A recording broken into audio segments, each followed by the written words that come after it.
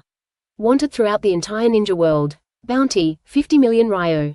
Death or life at large. Furthermore, the Dark Division will conduct a final search and rescue operation in the ruins of the 4 major families.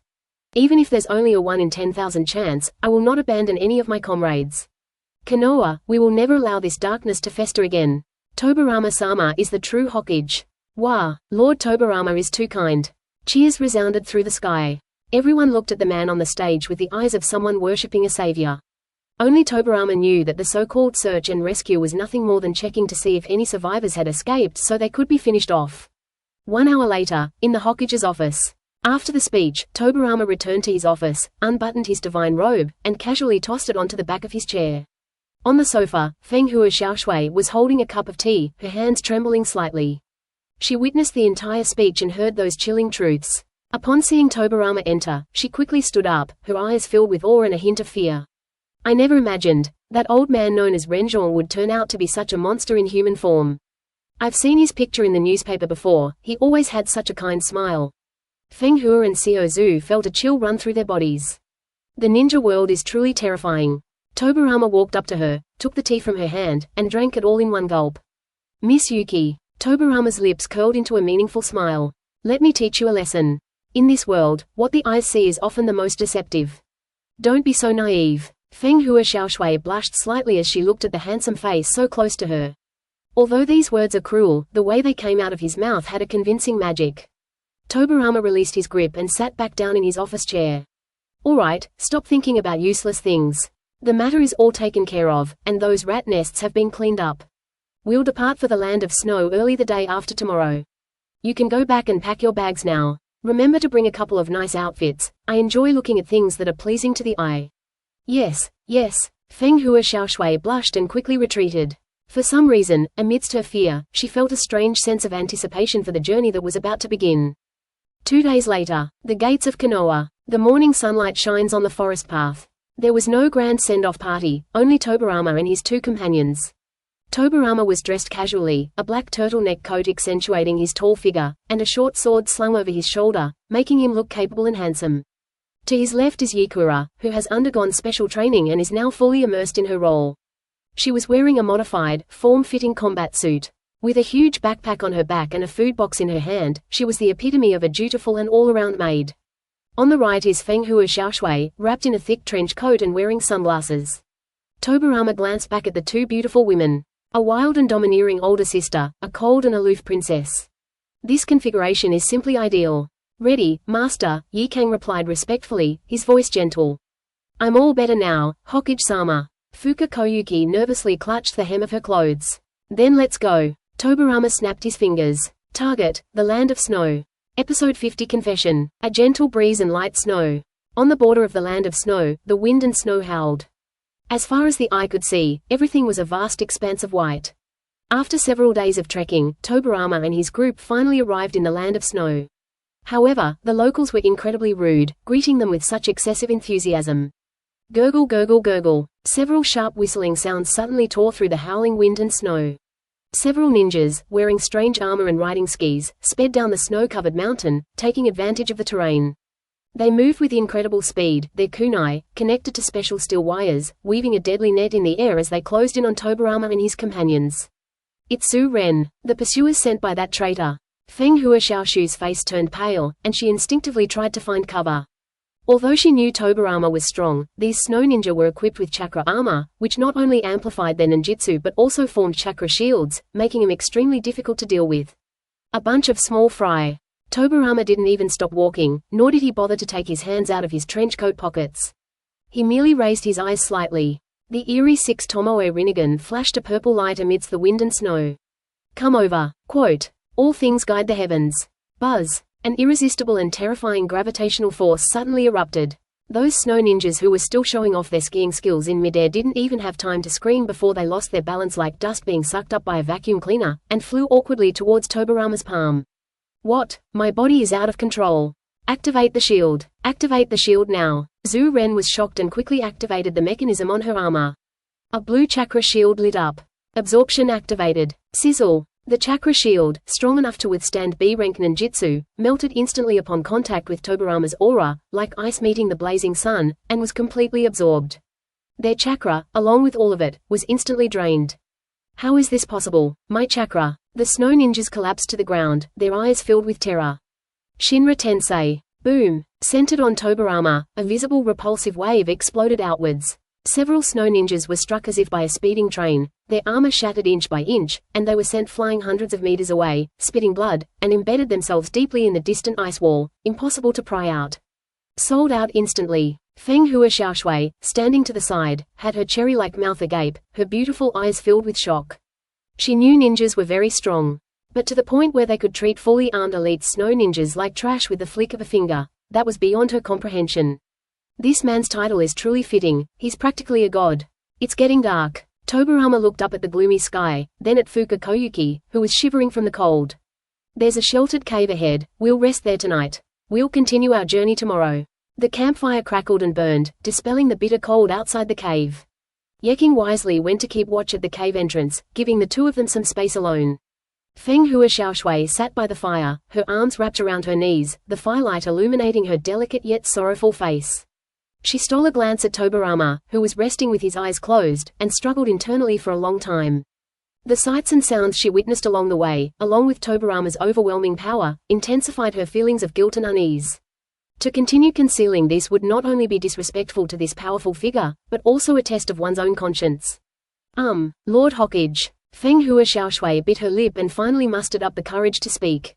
The voice was very soft, with a slight tremor. Tobirama opened his eyes, turned his head to look at her. What's wrong? Can't sleep? No. Fuka Koyuki took a deep breath, stood up, and bowed deeply to Tobirama. I'm sorry, I lied to you. I'm actually not just any ordinary actress, Fujikaze Yuki. My real name is Kazuhana Koyuki. I am the daughter of the former daimyo of the Land of Snow, that is, the princess of this country. I posted this task hoping you would take me home, but I'm afraid you'll find it too troublesome and refuse me once you know the truth. I'm sorry. After saying that, she closed her eyes, waiting for Tobirama's wrath. Deceiving a cage-level ninja is a major taboo in the ninja world. However, the expected reprimand did not come. Instead, there was a soft chuckle. That's it. Tobirama picked up a twig and poked at the campfire, his tone indifferent. I already knew. Huh? Feng Hua Xiaoshui suddenly raised her head, her face full of astonishment. You already knew? Do you think Konoha's intelligence system is just for show? The confident smile that appeared on Tobirama's lips was simply because he had already read the script. From the moment you stepped through the gates of Konoha, I've investigated your entire family history, down to the 18th generation. The reason I didn't expose you was simply because I found it quite amusing to watch a fallen princess's clumsy acting. Feng Hua Xiaoshui's face instantly turned red to the roots of her ears. Konoha's intelligence capabilities are terrifyingly powerful, but at the same time, a huge weight was lifted off her shoulders. It turns out he already knew, and didn't mind. Sit here. Tobirama patted the spot next to him. Feng Hua Xiaoshui hesitated for a moment, but still obediently moved over and sat less than 10 centimeters away from the doorway. At this distance, she could even smell Tobirama's unique, reassuring masculine scent. Don't make that long face. Tobirama pointed outside the cave. The wind and snow had stopped sometime earlier, and a huge full moon hung in the night sky, illuminating the snow-covered plains. Crystal clear, breathtakingly beautiful.